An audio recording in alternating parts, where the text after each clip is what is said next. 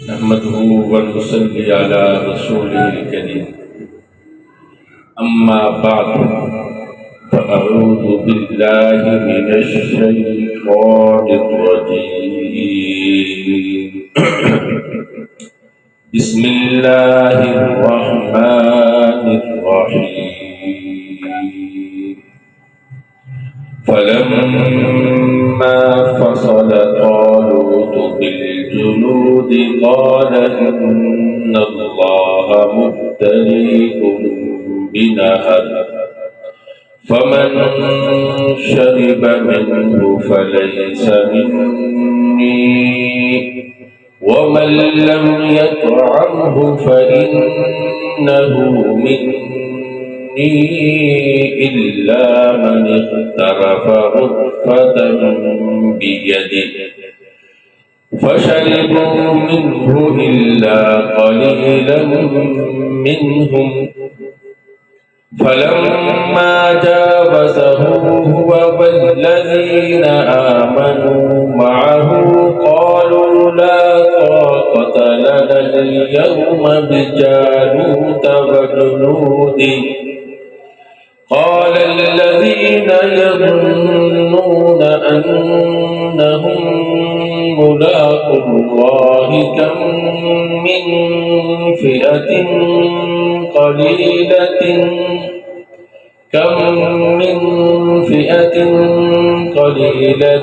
غلبت فئة كثيرة بإذن الله والله مع الصابرين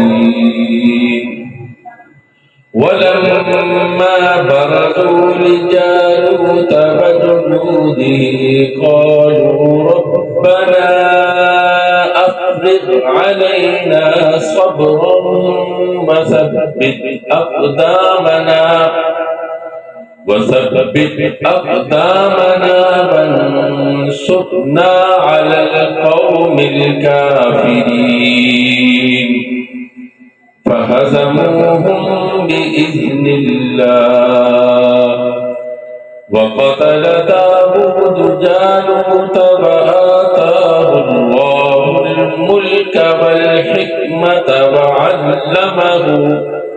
وعلمه مما يشاء ولولا دفع الله الناس بعضهم ببعض لفسدت الأرض ولكن الله ذو فضل على العالمين تلك آيات الله نتلوها عليك بالحق وإنك لمن المرسلين صدق الله العظيم۔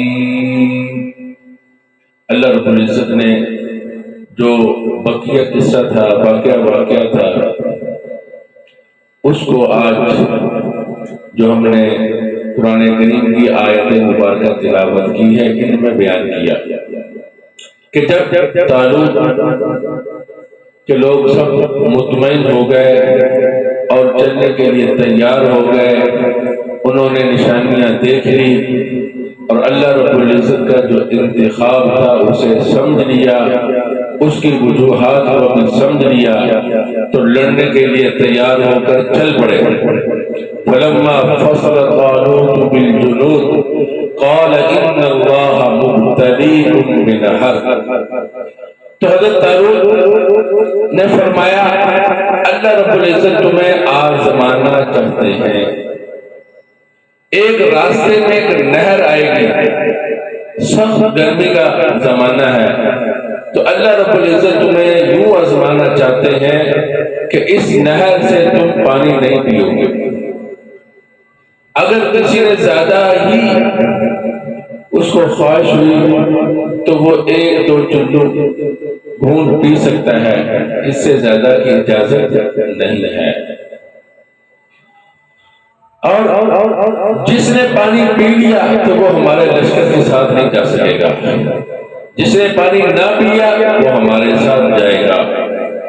یہ آزمائش شاید اس لیے تھی کہ اللہ رب العزت جو مخلص لوگ تھے، جو جہاد کے اندر مستقل مزاج تھے، اللہ رب العزت ان کو دوسرے لوگوں سے جدا کرنا چاہتے تھے۔ ہوتا یہ کہ جب اس طرح کا واقعہ پیش آتا ہے تو بہت سے لوگ ساتھ کھڑے ہو جاتے ہیں، جب کوئی آزمائش آتی ہے تو اکثر بھاگ جاتے ہیں۔ تو اللہ رب العزت بھی چاہتے تھے کہ جہاد میں چونکہ مستقل مزاجی چاہیے، جہاد کے اندر چونکہ قربانی چاہیے، جہاد کے اندر چونکہ انسان کے اندر اللہ کی رضا کا ایسا جذبہ چاہیے جس کے لیے وہ سختیاں بھی جھیلے، مصیبتیں بھی برداشت کرے، حتیٰ کہ مجاہد اپنا مال تو بہت دور کی بات ہے، اپنی جان بھی اللہ کے راستے میں قربان کر دیتا ہے۔ تو ایسے لوگوں کی ضرورت ہوتی ہے جو چھوٹی چھوٹی باتوں سے بھاگنے والے ہیں، وہ جہاد میں کامیاب نہیں ہوتے، بلکہ موقع کے اوپر آ کر جب وہ جہاد میں تیزی دیکھتے ہیں، تلواروں کی تیزی جب وہ محسوس کرتے ہیں، نیزوں کو دیکھتے ہیں تیزی سے چل رہے ہیں، اپنی موت جب ان کو سامنے نظر آتی ہے تو وہ اس وقت بھاگ پڑتے ہیں۔ جب اس وقت وہ بھاگتے ہیں تو دوسرے مجاہدین کے قدم بھی اکھڑ جاتے ہیں۔ اس لیے اللہ رب العزت نے شروع میں امتحان رکھ دیا، فرمایا حضرت طالوت علیہ السلام نے اللہ تمہیں آزمائیں گے۔ حضرت طالوت جو ہے وہ اس وقت کے جو نبی حضرت شبیل علیہ السلام تھے، ان کی طرف سے ان کو بادشاہ منتخب کیا گیا تھا اور یہی گورنر تھے اور یہی جرنیل۔ انہوں نے لشکر لے کے جب چلے تو شروع میں لوگوں کو بتا دیا کہ اللہ تمہیں آزمانا چاہتے ہیں۔ جب شروع میں کوئی بات بتا دی جائے تو اس میں آسانی پیدا ہو جاتی ہے، مگر اس کے باوجود بہت سے لوگ اس امتحان میں ناکام ہوئے۔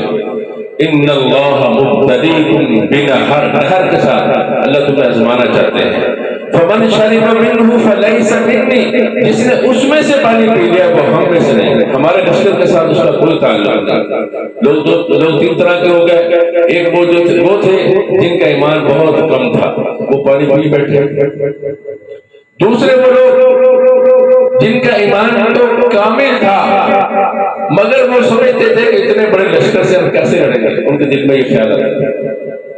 تیسرے قسم کے وہ لوگ جن کا لشکر کوئی حیثیت نہیں رکھتا، جتنا بھی ہو، کم من فئۃ قلیلۃ غلبت فئۃ کثیرۃ باذن اللہ، ان کی زبان سے یہ الفاظ نکلے کہ یہ غلبہ اللہ کی مدد سے ہوتا ہے۔ لشکر چھوٹے چھوٹے لشکروں کو اللہ نے کئی دفعہ بڑے بڑے لشکروں پہ غالب کر دیا۔ تو تین طرح کے لوگ تھے، اللہ رب العزت نے انجام دار مسلمانوں کو فتح عطا کیا۔ ترجمہ دیکھیے، وَمَن لَّمْ يَطْعَمْهُ فَإِنَّهُ مِنِّي إِلَّا مَنِ اغْتَرَفَ غُرْفَةً بِيَدِهِ، جس نے پانی نہیں پیا وہ فرمایا وہ ہم میں سے ہیں۔ ہاں، دو غرفۃ بیدی، اپنے ہاتھ سے چلو بھر کے پی لیا، ایک دو گھونٹ پی لیے، اس کو اجازت ہے۔ فَشَرِبُوا مِنْهُ إِلَّا قَلِيلًا مِنْهُمْ، تو بہت کم لوگ تھے جنہوں نے پانی پیا۔ فَشَرِبُوا مِنْهُ، اس سے بہت سے لوگوں نے پانی پی لیا۔ إِلَّا قَلِيلًا مِنْهُمْ، بہت کم لوگ تھے جنہوں نے پانی نہیں پیا۔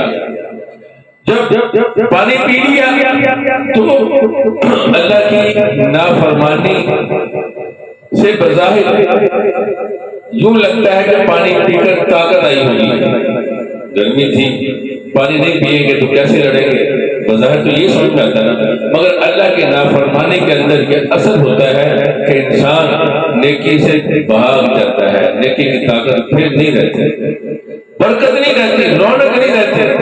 آپ نے دیکھا روزہ دار روزہ رکھ کے بڑے بڑے کام کر لیتے ہیں، اور جنہوں نے روزہ نہیں رکھا ہوتا رمضان میں وہ بیچارے سے چھوٹے چھوٹے کام بھی نہیں ہو رہے ہوتے۔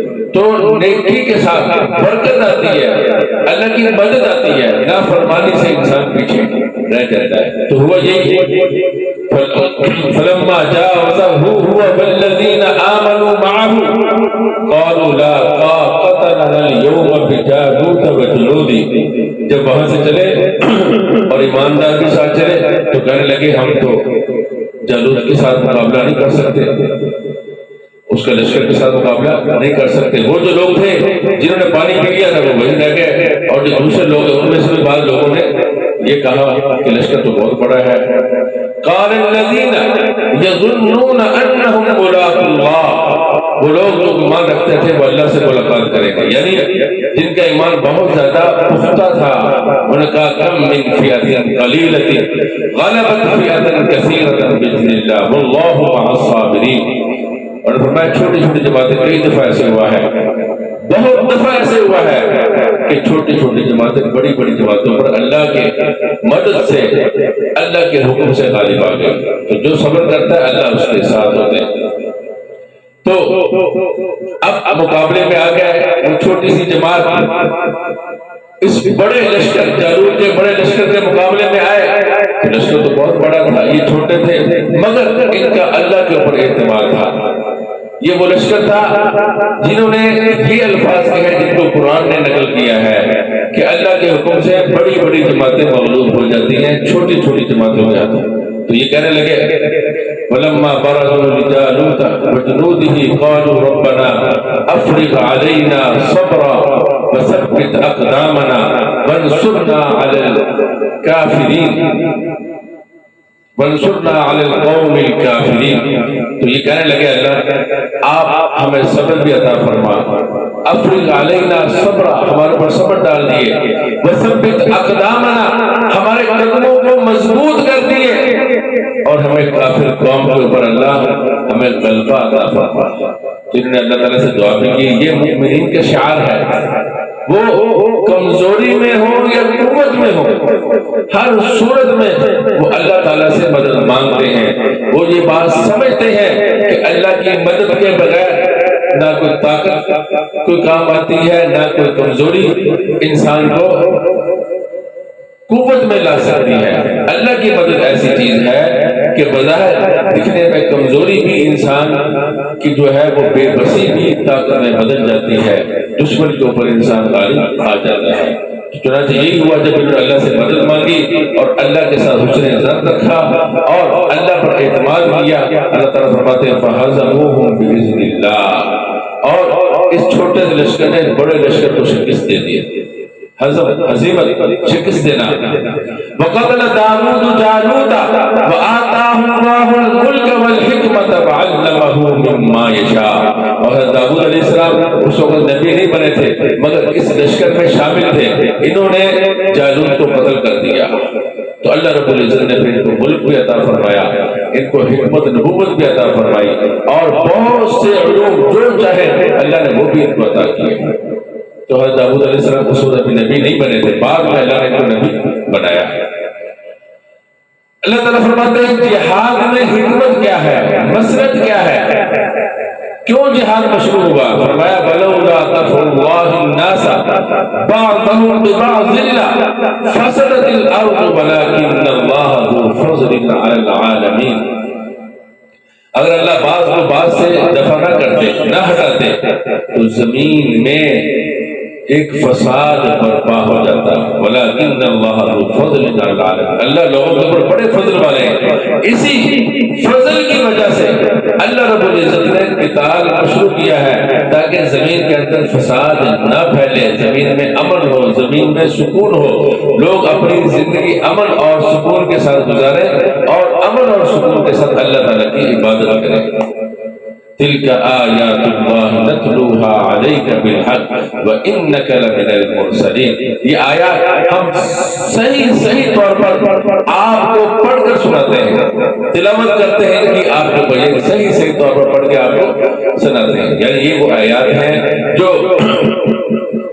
آپ نے کسی سے نہیں سیکھی, نہ کوئی ان کو جانتا ہے. یہ غیب کے بارے میں خبریں ہیں, غیب کا واقعہ ہے. تو اللہ رب العزت نے آپ کو صحیح سنایا ہے. اس لیے وَإِنَّكَ لَمِنَ الْمُرْسَلِينَ, بے شک آپ رسولوں میں سے ہیں. رسول ہیں تو یہ واقعہ آپ لوگوں کو سنا رہے ہیں. اگر رسول نہ ہوتے تو یہ واقعہ غیب سے متعلق اور یہ واقعہ صحیح واقعہ آپ نہ سنا سکتے. تو اللہ رب العزت نے اس کو بطور دلیل کے ذکر کیا کہ آپ اللہ کے رسول ہیں. گویا کہ اس سورت کے اختتام پر اللہ رب العزت نے آپ صلی اللہ علیہ وسلم کی رسالت کو ثابت کیا ہے اس واقعے کے ذریعے سے. تو آپ صلی اللہ علیہ وسلم کی رسالت یہ بھی قرآن کریم کے مضامین میں سے ایک اہم مضمون ہے۔ تو اللہ رب العزت نے یہاں پر اس مضمون کو اس انداز سے بیان کیا کہ یہ واقعہ ذکر کیا، واقعہ کی بہت سے ذکر کرنے کی بہت سی حکمتیں اور مصلحتیں تھی جو سلسلہ میں بتلاتا بھی رہا، اور ایک بڑی مصلحت یہ تھی آپ صلی اللہ علیہ وسلم کی رسالت کو ثابت کرنا۔ خلاصہ یہ ہوا اس سارے مضمون کا کہ جہاد جو ہے اس سے قوموں کی حیات ہے۔